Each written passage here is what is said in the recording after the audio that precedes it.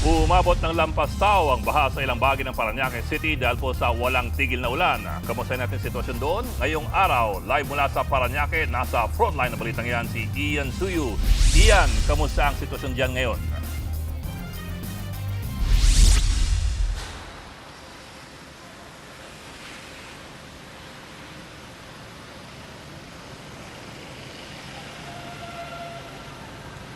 Bok, hanggang sa ngayon nga, tuloy-tuloy yung ulan na nararanasan ng mga residente dito sa Parañaque City. Kung maalala nga natin sa mga nakalipas na araw, isa itong Parañaque sa mga pinakabinahang lugar. Bagamat may ginagawa pa rin mga operasyon, tuwing malakas ang ulan, kagad din na bumabaha yung ilang mga low-lying areas dito. Kaya yung ilang mga residente talagang nangangamba para sa kanilang kaligtasan at kung hanggang kailan ba magtatapos itong malakas na pag-ulan na bunga ng habagat.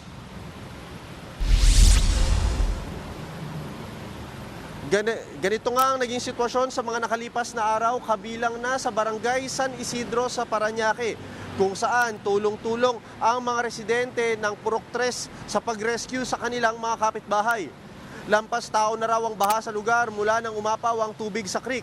Taon-taon na lang daw nila itong problema, kaya ang hiling nila, pagtuunan at bigyan sila ng pangmatagalang aksyon. Sila raw kasi ang pinaka-apektado tuwing ganitong malakas ang pag-ulan. Samantala, sa mga pangunahing kalsada na nadaanan natin, nagkaroon rin ng gutter deep na pagbahak sa kahabaan ng Chino Roces Avenue sa Makati. Maging sa highway na ito sa Bikutan ay ganyan din ang sitwasyon. Bunsod ng walang patid na pag-ulan sa nakalipas na mga araw, napilitan ring lumikas ang ilang residente sa barangay Pamplona 3 sa Las Piñas naman. Ang iba nga sa kanila, wala raw na isalba.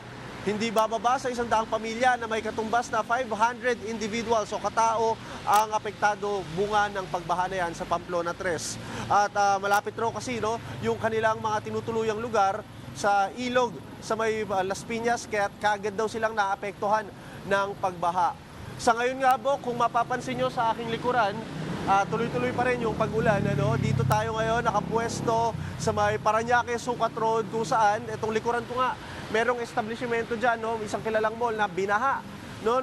Mula nung Sabado, pati kagabi, binaha yung harapang bahagi niyan, pero dito sa kinatatayuan natin, wala naman gaanong malakas na pagdaloy ng tubig.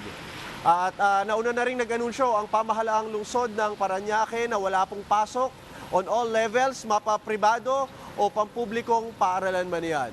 Abangan nyo po ang susunod pang mga detalye tungkol sa sitwasyon dito sa Parañaque City. Balik muna sa'yo, Bok. Maraming salamat, Ian Suyu.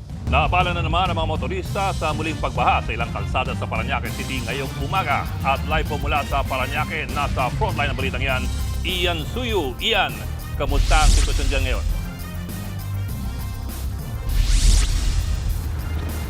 Bok, alam mo kung kanina, wala pang baha doon sa pinuntahan nating area kanina, sa may kahabaan pa rin niya ng Sukat, Parañaque Road.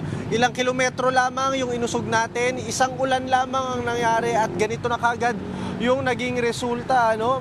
Umabot na from ankle to knee deep yung pagbaha, bunsod nga ng malakas na pag-ulan dito sa Parañaque City. At ang pangunahing namomroblema ngayon dyan, yung mga kapatid natin na papasok pa lamang sa kani-kanilang mga trabaho. Lunes na Lunes nga, kalbaryo kagad ang naranasan at inabot ng maraming residente dito sa Parañaque. Muli na naman kasing bumaha ang bahaging ito ng Parañaque Sukat Road dahil sa malakas na buhos ng ulan. Ang mga sasakyan at motorsiklo nag-alangan kung tutuloy o kung dediretso pa ba. Ang ilan namang mga kapatid natin, no choice tuloy kundi suungin ang hanggang tuhod na pagbaha. Kailangan raw kasi nilang makapunta sa kanilang trabaho at destinasyon. May ilan rin at tumirik ang motorsiklo dahil sa pagbaha. Ayon sa Parañaque Public Information Office, aabot sa 649 na pamilya ang apektado ng pagbaha na yan. At 12 mula sa 16 na barangay sa lungsod ang binaha.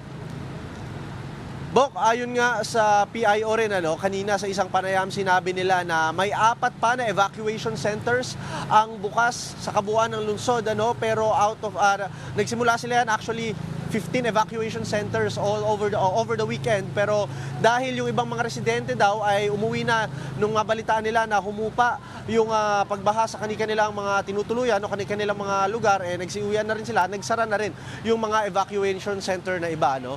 At sa ngayon, muli na namang lumakas yung pag-ulan at makikita natin yung ilan natin mga kapatid, nagpapayong, kanya-kanya ng ginagawang diskarte para lamang makatuloy pa. Pero may iba naman na pinili na munang magpalipas ng pag-ulan at hintayin humupa yung pagbaha dito sa lugar. Bok?